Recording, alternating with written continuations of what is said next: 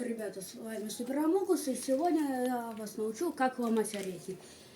Первый это надо пойти к дереву, взять его так, как будто за душу, и потрусить.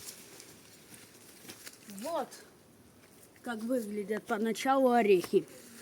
Теперь мы идем и чистим их. Главное, чтобы они не были зелеными.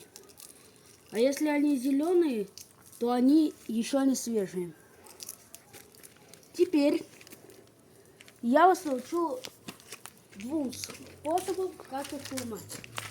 Первый, самый простой: берешь камень, ломаешь, убираешь шкурку.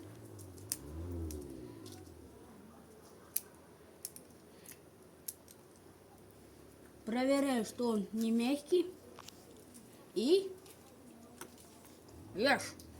Второй способ посложнее, и у кого есть сила. В руках берешь раз, два, три, чистишь.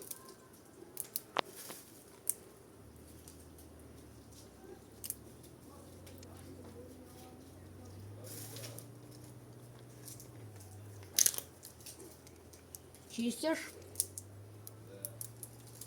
Проверяешь, что он не мягкий. И ешь. Ну а с вами был Суперамогус. Всем пока.